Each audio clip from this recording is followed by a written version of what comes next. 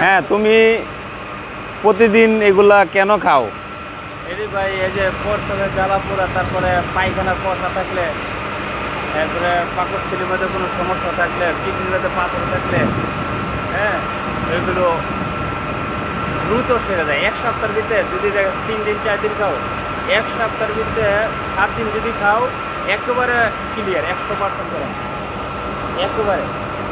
এটার মধ্যে কিসের এখানে আশেপাশে এত আওয়াজ?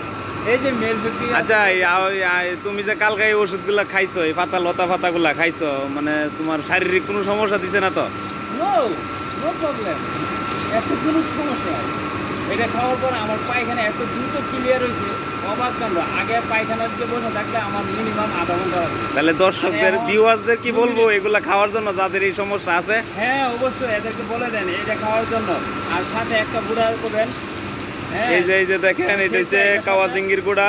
হ্যাঁ, এই গুঁড়াটা খাইলে নাকি পাকস্থলী ক্লিয়ার হয়ে যায়। হ্যাঁ।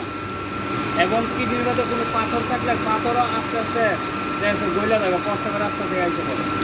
আচ্ছা আচ্ছা মারাত্মক একটা উপকারী একটা জিনিস। আচ্ছা, ঠিক আছে, আপনি ওষুধটা তৈরি করেন, আমি পুরো ভিডিওটা করতেছি। এটার নাম কি জানেন? ওই অনেকে বলে এটা জার্মানি গাছের পাতা।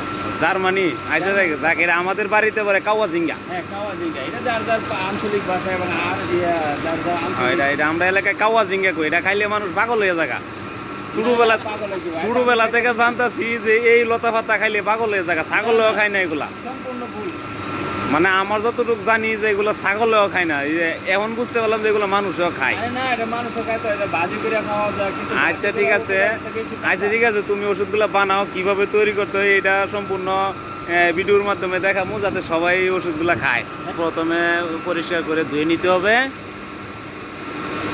এই যে পরিষ্কার করে ধুয়ে পরিষ্কার করে নিতে হবে পানি দিয়ে ভালো করে।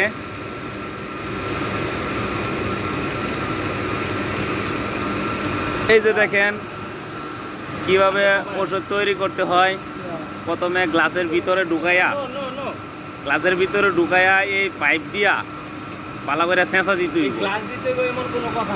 আচ্ছা আচ্ছা, ঠিক আছে, যে কোনো কিছুর মধ্যে নিয়ে ভালো করে সেঁচতে হইব। সেঁচা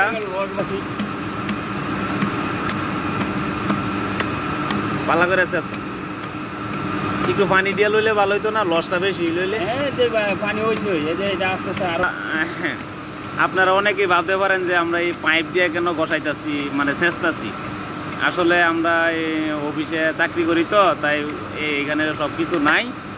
এর জন্য এই পাইপটার মাধ্যমে আমরা এটা লসটা সংগ্রহ করতেছি। আপনারা এইভাবে করতে হবে যে তেমন কোনো কথা না। আমাদের ওষুধ বানানি প্রায় শেষ দিকে। এখন শুধু চিপা লস নিতে হবে। কিভাবে চিপতে হবে ভালো করে দেখায় দাও।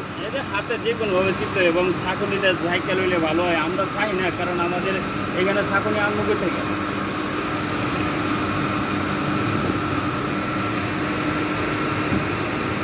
আপনারা আমাদের চ্যানেলটি সবাই ফলো করে রাখবেন, ফেসবুক পেজটি।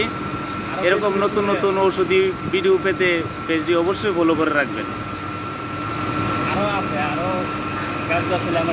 হ্যাঁ, অনেক গাছগাছালির ওষুধ আপনাদেরকে দেখাবো নিয়মিত।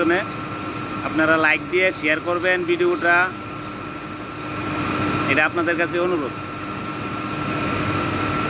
হ্যাঁ, ভালো করে চিপ দাও, দাঁড়াও।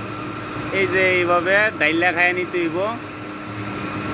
হ্যাঁ, এটা আরেকজনে খাইব নাকি? আচ্ছা, ওনাকে আসলে ক্যামেরার সামনে আনতে চাইতেছি না। আনতে আমাদের ওষুধ খাওয়া প্রায় শেষ দিকে। এখন আপনাদের কাছে অনুরোধ, ভিডিওটা সবাই কাছে শেয়ার করবেন, সবাই যাতে এই ওষুধটা শিখতে পারে, অনেক উপকারে আসবে।